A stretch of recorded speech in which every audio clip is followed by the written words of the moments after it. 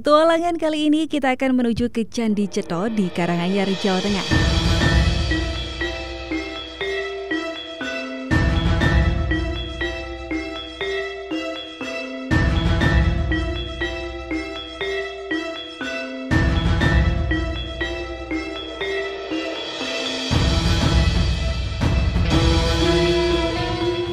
Untuk masuk Candi Cetho hanya perlu membayar Rp10.000 untuk wisatawan domestik dan Rp30.000 untuk wisatawan mancanegara. Jam buka tempat wisata ini setiap hari di jam 8 pagi sampai jam 5 sore. Candi Cetho ditemukan pertama kali oleh Van der Waals pada tahun 1842. Penelitian tentang Candi Cetho kemudian diteruskan oleh W.F. Stutterheim, K.C. Krug, dan A.J. Bernard Kempers.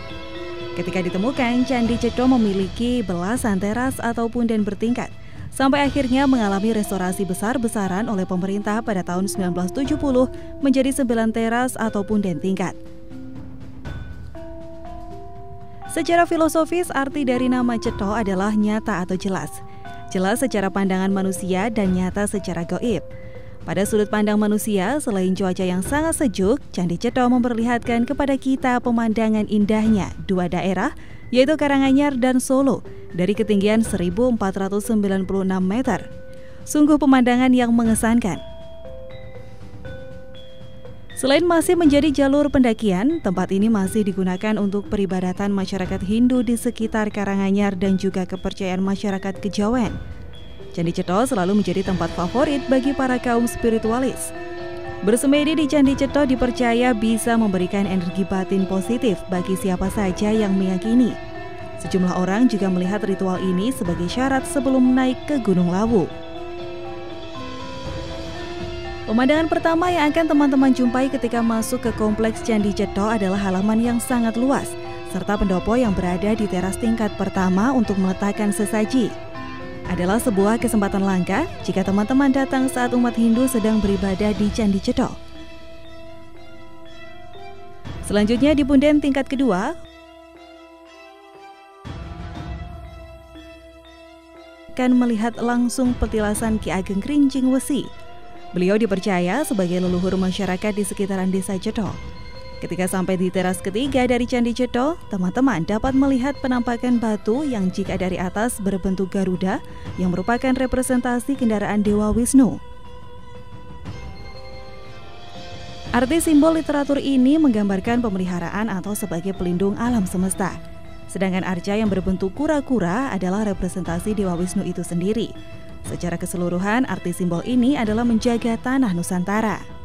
Ketika sampai pada teras atau punden keempat, relief-relief hasil peninggalan masyarakat zaman dulu akan menyambut teman-teman.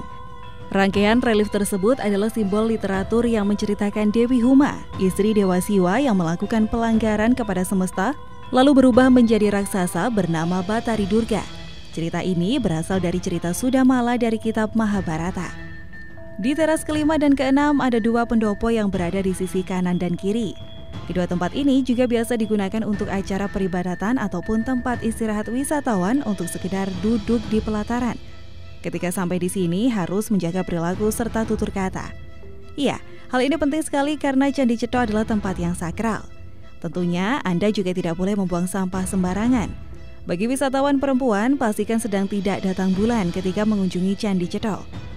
Teras ketujuh Candi Cetho memiliki dua arca sangat menarik, yaitu arca Ki Noyo Genggong dan Ki Sabdo Palon yang dipercaya masyarakat sebagai tokoh penasihat spiritual yang sangat berpengaruh pada masa kejayaan Raja Prabu Brawijaya V.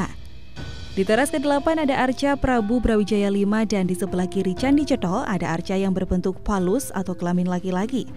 Mungkin terkesan vulgar, tetapi konsep Lingga Yoni melambangkan kesuburan dan pengharapan akan berkah alam semesta selalu melimpah ruah. Di sisi lain, Lingga Yoni dengan filosofi yang syarat makna ini menambah daya pikat Candi Cetho, di mana candi ini menggambarkan posisi perempuan secara seksual, lebih tinggi derajatnya dari laki-laki.